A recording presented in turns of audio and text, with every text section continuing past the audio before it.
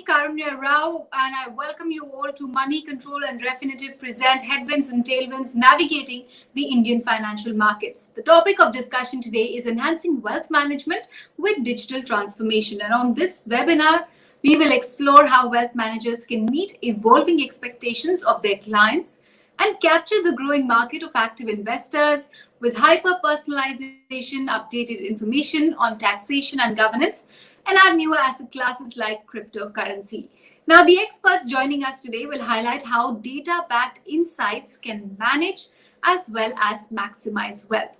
Let me introduce you to our lineup of speakers then. Parinaz Vakil joins us today from the IIFL Wealth Management. She's the Senior Executive Vice President there. We are also joined by Terence Lucian, the Head of Mutual Funds and Gold from PhonePe. I also have with me today Shubho Malik. He's the founder at Appreciate. Thank you so much, Mr. Malik, for taking time out and joining us as well. Last but not the least, we also have Ranjit Pawar, Proposition Sales Leader at Refinitiv. Thank you so much, all three of you, for coming on board and joining us for this very, very exciting and hopefully insightful conversation as well. First up, Parinaz, I'd like to start with you. If we look at the trend, today's wealth firms look surprisingly similar to tech firms with developers, coders, all of them sharing office space alongside finance professionals.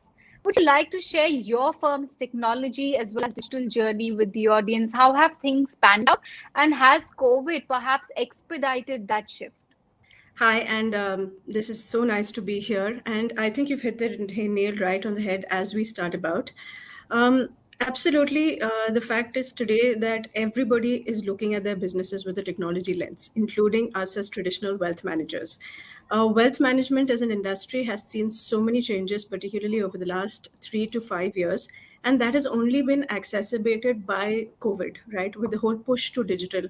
So as we go along, even let's say traditional wealth managers, which is pretty much a high-touch industry, the focus for us has also been to elevate our digital experience and to undergo a period of digital transformation on which we can actually go ahead and show our clients and our RMs and others what are the various initiatives that we can take to improve experience.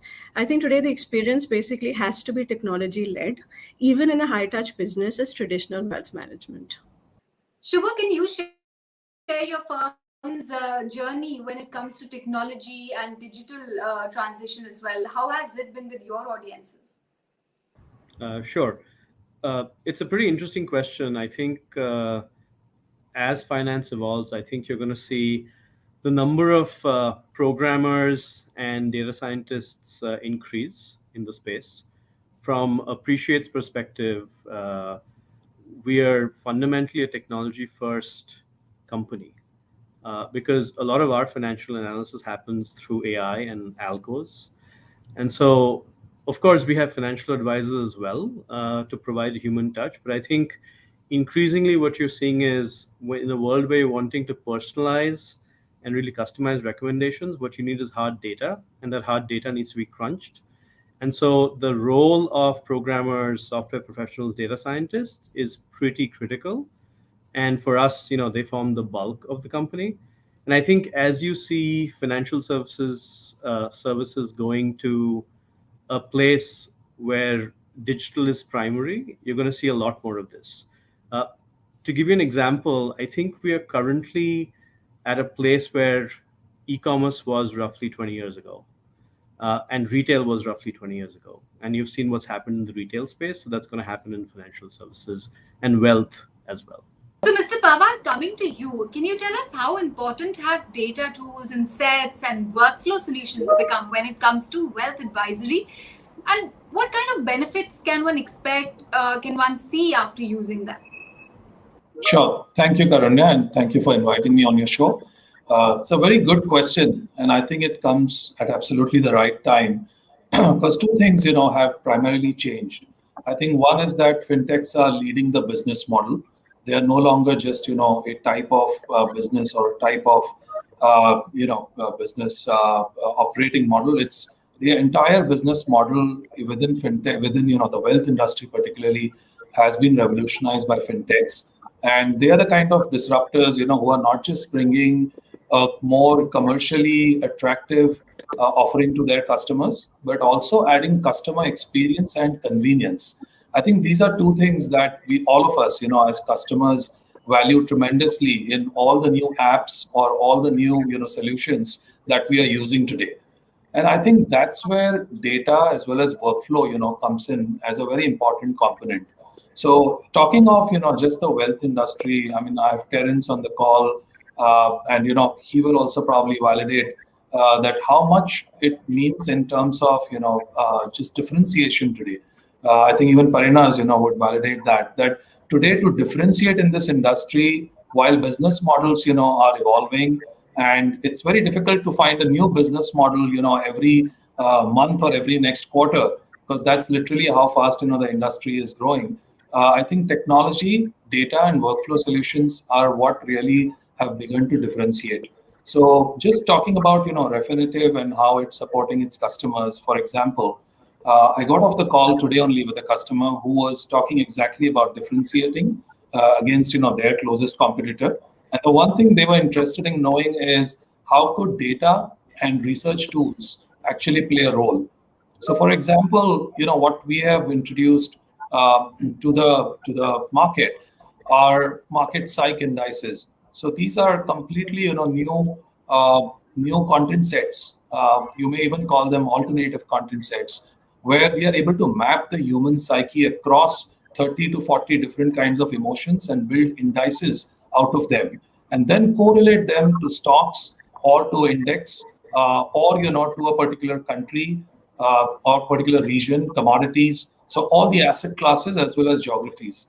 Now this kind of revolutionary insight or revolutionary data set is not just going to improve your customer experience, but I think customers are going to gain tremendously as investors or as traders in the market from this. So that's how I think, data as well as workflow solutions are what are really going to make the big difference. Okay, makes sense. I'd like to rope in Terence as well. There's a report by Refinitiv which says that COVID-19 has spurred the trading activity, especially among millennials. What steps are you taking to bank on this opportunity, this shift that we're seeing, and the increased appetite and bandwidth, and of course, the affinity towards technology and towards the digital platforms? So, thank you for having me on the show. We are quite optimistic about the way the last 1 year has panned out. So as you rightly said, new users have been coming to the investment industry, and they're investing for the first time ever in quite a large number, right? So we are optimistic, but at the same time we are being cautious because we know that for a lot of them this is their first ever investment. So at PhonePe our customer base is as large as 300 million customers, right? So we are literally covering the entire breadth of India. What we have really started working towards is hand-holding these customers through the use of technology. For example, right? If you have access to millions of customers who are interacting with you for the first time ever, and you know this because the kind of choices they make are what an early stage investor would do.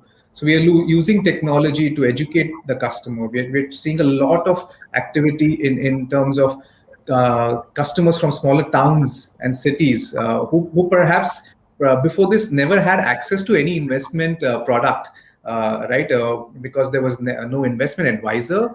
They didn't have the right options given to them, and they didn't even have access, right? Because for all of us, we would know till a few years back, to open an account, even if it was as simple as a mutual fund account, you would need to fill in an entire form, and you'd need to submit physical proof, which now can be done digitally, right? So to a lot of the customers who are coming to us, this is the first ever mutual fund product or first ever investment product, so to say. So from our point of view, we are looking at customers from both segments.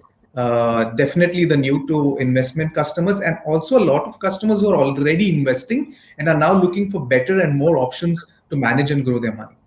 What about you, Shubha? What do you think? Which way has the industry moved? And if you could also tell us what level of personalization are you offering or perhaps planning to offer your customers? Yeah, that's a great question.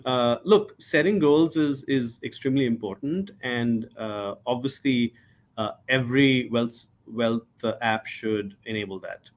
But I think that's table stakes today. For us, personalization is much more about how we customize diversification, how we support trading styles, and how we really also take into account, interest and ongoing education through which our customers can assess where they want to play in the market. And I'll cover each of these. So when we talk about personalization from an instruments perspective, I think too many people focus, on a couple of instruments that I think are very old age, and there's much more exciting investment options on the horizon. So, there's typically mutual funds, insurance policies, and bank accounts, and I think that's pretty passe. And increasingly, especially young digital natives, are really looking to expand their instruments, right? So whether that's index traded funds, or whether it's looking at gold derivatives, or whether that's crypto, I think increasingly people are looking to say, where else can I invest? And I think we're enabling a large number of these instruments on our platform. The other thing is markets. We no longer have, I think, the traditional home buy, especially with digital natives. People who use their phones 6 to 7 hours a day are more familiar with Google, Facebook, Amazon than they are with, let's say, a Tata or an Ambani. And therefore, they have global aspirations, and diversifying markets and personalizing their investment portfolio across multiple markets is also pretty interesting and important. And finally, I think, the whole space of interest-based and theme-based investing is critical. And increasingly, the ability to create your own portfolios based on both interest and knowledge is going to become increasingly important. So as you look at these three themes of personalization, I think goals per se is table stakes and not very exciting. And I think there'll be much more on personalization in the next half a decade. Okay. Well, makes sense. Parinas, what is your sense? And if you could also shed some light on how you are banking on this opportunity, how your organization is using this opportunity to grow further. So actually picking up from what Terence said, and that's a very valid point, right? You have a lot of people who are coming into markets. All your data points pretty much support that. You look at IPO applications, you look at demat accounts, you look at say mutual fund SIPs, which are growing on and on. So I think that point is very, very well validated. What it's also meant in a way is that even, let's say, putting aside first-time investors, even existing investors, activity has kind of increased. There's a lot of interest in self-directed investments and trade. So one part of it is basically to ensure that you have the right platforms, and platforms are becoming key today to have that service delivery that makes it easier to execute. Everybody wants click out good, simple transaction execution and reporting as we go. But as we also go along, there's further challenge that investors face. Is basically there's a plethora of information out there and advice. So as first-time investors come into the market, as they become more and more savvy, there's a need for the right kind of advice. As the portfolios might be larger, as investment pools grow larger, there's a question of personalization as well that creeps into the picture. Something that Ranjit also alluded to particularly, right? So what is the right information given to the right client at the right time, enabling him to make the right decision, will also be a key differentiating factor going ahead as we stand. All right. What about you, Ranjit? If you can tell us a bit more about this trend, it's a Refinitiv study of, after all. So if you could tell us where the interest is largely coming from in terms of the different markets across the country. Yeah, so I mean, if I were to talk about India, South Asia alone, and if I got your question right, you're asking me where is the interest coming from in terms of the consumers? Did you mean from the consumer customers for wealth management? Yes. Sure. So I think like Terence and Karina just pointed out, largely these are people who have never even invested or traded, online, and some of them never probably, even in an offline or in a brick and mortar kind of, scenario. So there's a lot of new investors, obviously, who are coming into the market. Now, I think to Terence's point, the idea of, educating these customers is very high on everybody's priority list. So any customer that I talk to, They are more interested in understanding that how can they help their customer make a more informed decision. And I think that itself tells us that we are dealing with a lot of I wouldn't call them inexperienced, but people who are enthusiastic about understanding how to deal with the markets, how to make investments, how to trade and make some money in the markets. And I think for these kind of customers, what's important is knowing exactly any decision that they are taking, is it backed by some kind of data.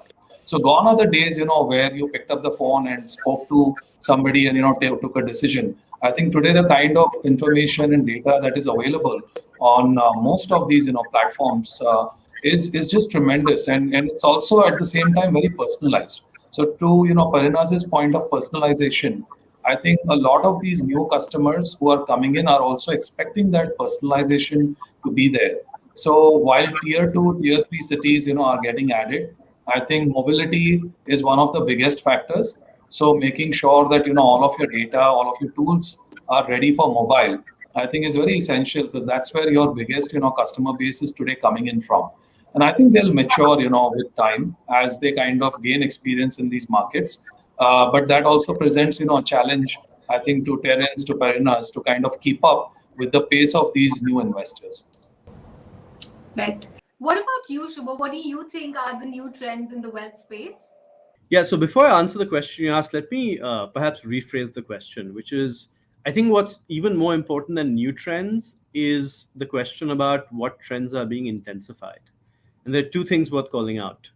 One is the continued awareness that traditional asset classes are no longer tenable from a wealth creation and investing perspective. And here I'm talking about the flight from fixed deposits that has been picking up speed and is likely to continue to pick up speed. And that creates a real impetus for inflows into other asset classes. And that's, I think, a trend that will continue to intensify over the next half a decade. The other trend that's equally important is an increasing democratization of investors. Today, less than 3% of our population invests.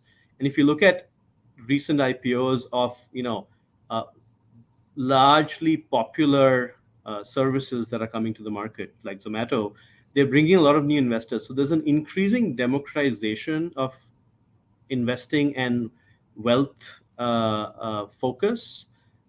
People who want to be upwardly financial mobile, that is very important. In terms of new trends, coming to the question you asked, I think what we're going to see is much more frictionless investing. I mean, if you look at the amount of friction we have, the problems with creating a demat account, the problems with transactional friction, I think you're going to see a lot more of how we shop coming into how we invest. And that, I think, is a relatively new trend. And we're, I think, at the forefront of it and appreciate. And the other new trend that I think you're increasingly seeing people who are happy to take more risk. And as we do that, I think, new products that allow people to moderate and modulate the amount of risk they take are also going to take off, right? Terence, what is your sense when it comes to the wealth business? Where is there the most amount of potential and the most amount of interest coming in from, whether it's tier 2, tier 3 cities, or is it still the metros which continue to dominate the picture? If you look at, and I'll just maybe give an example of what's happening in the mutual fund industry. Over 50% of the customers that came in have come in the last 3 to 4 years. While for the last few years, it were the larger towns and cities where you would see most of the customers coming in from. But now the growth is happening mainly in the smaller towns and cities. We at PhonePe are already seeing customers coming from 19,000 different PIN codes across country. That's literally all of India, right?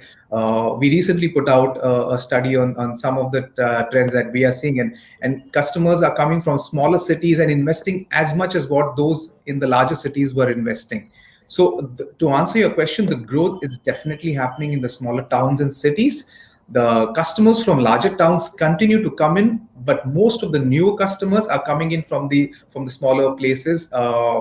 As I said earlier, right? Because this is the first time that they are accessing any form of investment. And to many, if I to go back to my example of mutual fund, that's the first product that most of the customers are accessing. We're seeing them, as what Ranjit said and what Parnaz also said, a lot of them are coming directly into equities also. But the growth is essentially happening from the smaller towns and cities. Parnaz, anything you'd like to add to the insights that the two all have already shared? Any more, information or anything else you'd like to add? Completely agree to the point that the let's say the next leg of wealth creation either that we look at, or the next case of active investments, is definitely now a more countrywide phenomenon, not really restricted to metros. So I think to that extent, yes, I think the revolution to that extent has gone on to all your cities, all your towns. Now with mobile working also coming in place in a lot of tier 3 cities, also you're seeing a tremendous amount of traction. So again, that is completely validated to my end, that I think that today, I don't think it's just restricted to the metros. Okay. Ranjit, what tools and techniques can be used for providing a personalized experience to these clients, and how are you innovating in order to provide this seamless experience? I think the question extends, beyond the users alone. I mean, the end users definitely, are a key focus area, I'm sure, for, all of us here right now on this call. But I think even from a wealth advisor's perspective, a personalized tool is becoming very important because your customer is also becoming equally informed and equally kind of knowledgeable about the markets and about their investment decisions. So, for example, Refinitiv offers Workspace, which is a desktop solution, something that you can open up, on your laptops, on your tablets, and basically access all sorts of information related to asset classes, ranging from mutual funds to stocks.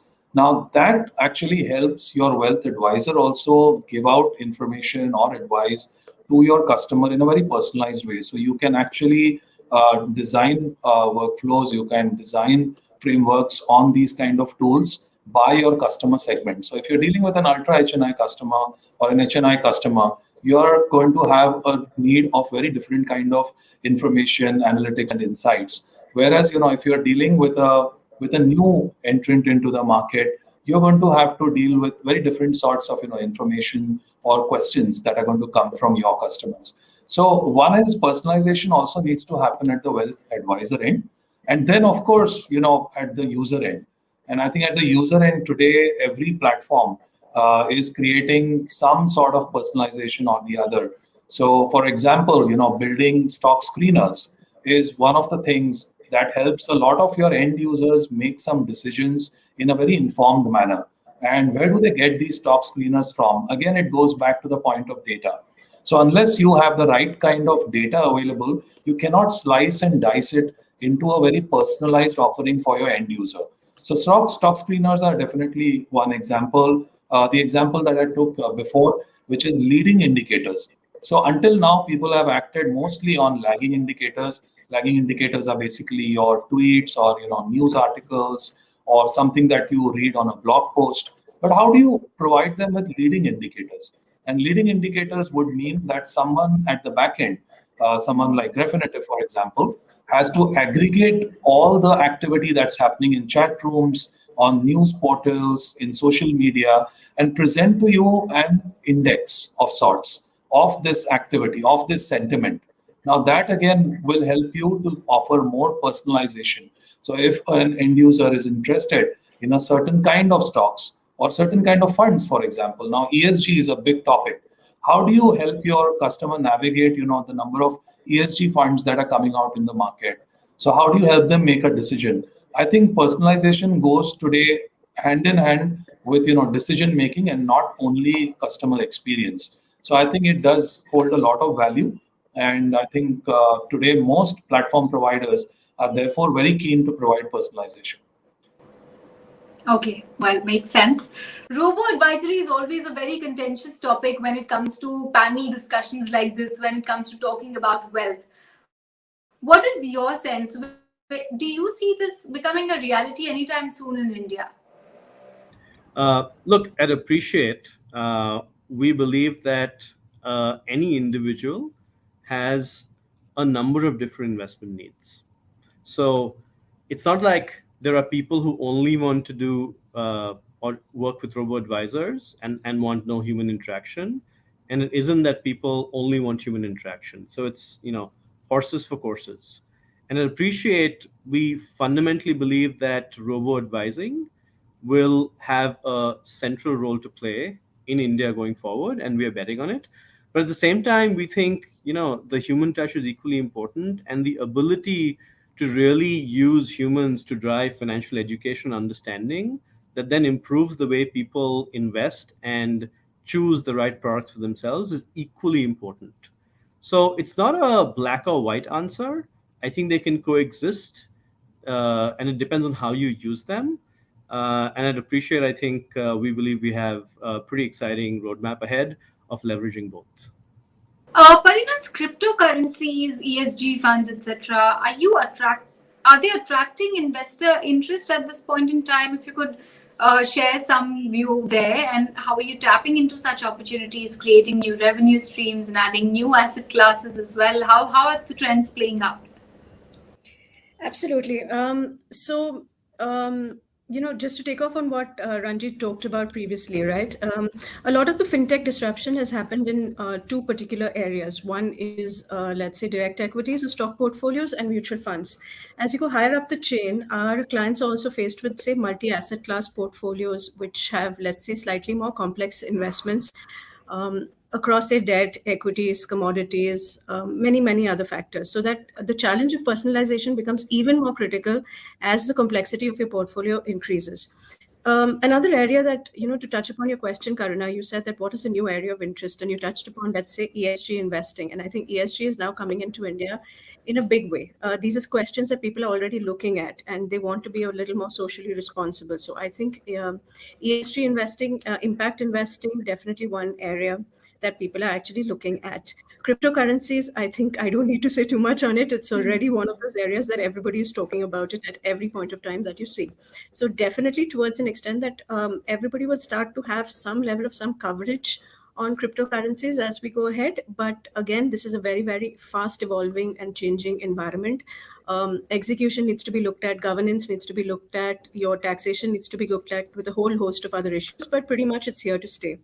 And we need to operate within the rules that we are allowed to over there. The third area, I think, is again kind of people are looking at, and especially we see this in our segment, which is slightly above, is private equity. So a lot of people are looking at private equity, getting into private equities, looking at startups, seed funding, venture capital at individual portfolio levels. That's some of the other areas and key trends that we also see in our line of business. Okay. And what kind of an opportunity does that open up for you, Ranjit, if you can tell us? Sure, thanks. I think for us, every change that comes into the market becomes an opportunity. And the way Parina's just described, I mean, the sheer, breadth of investment options has expanded tremendously, especially in the last couple of years. Where we have seen a lot of retail investor participation as well now into the markets. And as that expands out, more and more people want to have a one-stop shop where they can get all their data requirements fulfilled across asset classes, across customer segments. So to the earlier point of, we can't have a one-size-fits-all kind of approach, even with data. So if I'm talking to a banking, wealth management team, what I'm offering to them as data has to be very different from what I'm talking to when I'm talking to a broking platform. So for us, these opportunities in the Indian market have suddenly, expanded. I think some years back, it was difficult for us to hold a very in-depth conversation on the wealth side. But I think today, not only from a pure data, like a real-time data coming from exchanges, we have moved on to, like I said, providing more analytics, to providing more insights, and that comes in different, kinds of products. So not just a desktop product which a wealth advisor uses, but today we can redistribute some of our most premium content through the broking platforms, through the investment management, firms, or through pure, market information portals. We are able to redistribute that data to the end user. And I think that's the big change that has happened. I mean, we could have never expected an end user, a retail investor using some of our premium content. But I think because of the market activity as well as the access that is available to them today, we are able to bring that even to the end user.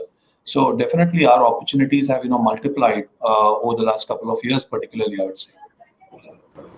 I want to allude to one more Refinitiv report, which says that 20% of the wealthy clients say they would consider switching providers as a result of the digital platform experience. Terence, if you can tell us, what kind of challenges do you see the industry that the industry is facing when it comes to meeting client expectations, and how one can use technology and other customer services and customer-friendly options to make that better? Based on your question about the more advanced customers, if you look at what these customers want, they're looking at guidance on how to manage a portfolio that's already existing, right? How to achieve the right amount of diversification to suit their investment profile and so on. To these customers, the kind of solutions that you would like to work with by leveraging technology is completely different from what you would do for a newer customer. For someone who's already got an existing portfolio, you're trying to help them with achieving diversification by showing them what are the different kind of asset classes, like what Ranjit said, right? And within an asset class, what are the different categories?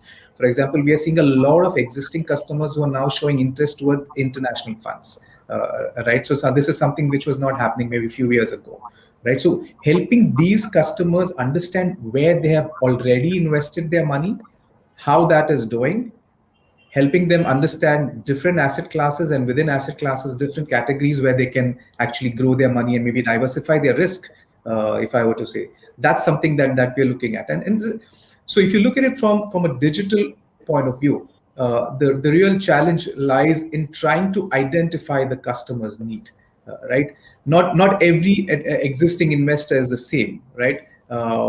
It depends on your risk profile. It depends on on what your appetite is, what your investment horizon is, and so on. Right. So the challenge at the moment is trying to identify the customer's needs, which are not often spoken, which you have to understand from their behavior and how they are interacting with what you're presenting, quite often on a small screen like a mobile phone, like what Ranjit was referring to earlier. So these are some of the challenges that we are trying to solve by using technology in a much better way, and using analytics to help us identify customer needs, their behaviors, and present the right solution. Parinaz, any other challenges that you would like to flag off that the industry is undergoing, or rather facing right now?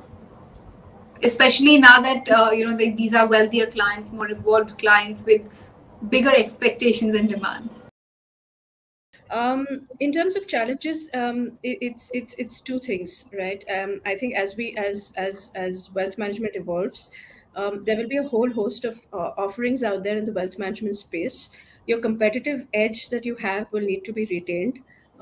Your differentiation as a point that you want to make to your clients will always need to evolve year on year. So I think that you can't afford to remain static, and you need to have some level of change in proposition and platform and your delivery to customers. The second bit of it is, again, we're also in an environment where now regulations are kind of very, very clear. We have advisory, broking, PMS, other regulations. So now the regulatory environment has also made it very, very easy for us to kind of demonstrate to our clients that what is the level of service and everything that we can possibly provide to. Right. You're also in an environment where markets are supportive. All this works extremely well when markets are very supportive. And if markets remain supportive as we go ahead, I think some of these things will put a little pressure on most of us to kind of elevate the game. Okay, makes sense. So what are the emerging trends in wealth management that one must capture at this juncture, Parinaz? Emerging trends in wealth management. I think wealth management again is an industry that has been looked at with so much depth, and I think the fintechs out there are doing a great job and elevating the experience for the rest of us. So I think we are also starting to get compared, saying that how easy they are making it, how easy their transactions, their executions, right? So there's a whole host of learnings and others that you have to take, and you have to evolve as you go along, as you go there. But once you do get higher up the segment, I think the next wave will come in personalization, giving the right client the right information information at the right time, the availability of real-time data, the availability of differentiated content and platforms is one of the areas that I think will make a difference going ahead.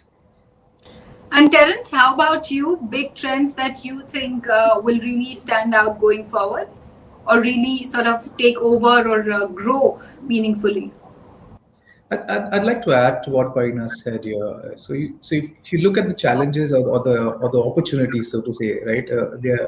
On the one hand, you have the entire digitization of access, simplifying access to an investment category, whether it is while onboarding the customer, whether it is while opening of that account, the transaction, and how can that be made very easy, very seamless, the click of a few buttons such that a customer or an investor who wants to invest at any point of time from anywhere can do it. That's one of the opportunity that all organizations, including us, we are continuously working on bettering that experience day in and day out. On the other hand, you also have to work towards personalization, as what Parina said. You have when you're looking at customers who are in millions, you have to identify the needs at scale. Right? No two customers are similar. So how do you go into personalization, not just in terms of where you need to invest and how you need to manage your money, but also in terms of how you're experiencing what you have already invested and how can you monitor your money and monitor your portfolio, and how can you access it at any point of time. So these are two of the opportunities which most wealth management platforms like us would like to look at. Ranjit, from a tech standpoint, where do you think the industry is headed? Sure, thanks. So I'll probably borrow a bit from what Terence and Parina were just building up on, and I think that's where the industry is headed. Also, the opportunity seems to be growing. So I think people as investors or as end customers, users, whatever we may call them, are looking at a one-stop shop. I think today you can't afford to be a wealth advisory firm with no transactional capability, or you can't be a pure transaction platform with no advisory and intelligence being made available to your end customer. I think that is becoming the opportunity, that how do you become that one-stop shop? How do you become a sort of one place, one hub for your users to come in and monitor their portfolios, assess where are the new opportunities for them, and we as platform providers need to point them in the right direction, that where are the new opportunities in the market. I think in today's market, for example, I mean the last couple of years have been excellent for all of us in the market. Now, where do we find the new opportunities? How are you going to help your customer to find the next big thing? So I think that's where the opportunity lies for everyone, and to enable that is where again you need to have very rich data. You need to have very good understanding of your customers' investment habits, behavior, and then you need to match it with the right kind of personalization. I think if somebody is able to achieve this on both the transaction and the advisory front, I think that's where the big opportunity is. And I can see some of our customers headed in that direction, where they don't want to remain a transaction platform alone. They want to enrich that overall experience for their customer. So that's where I think the big opportunity is. Well, on that note, thank you so much, both of you gentlemen, as well as Farinas, for joining us for this very engaging conversation about, the blend of technology and finance and where the market is headed, where the demand and consumers are also headed. Thank you so much once again for joining in today.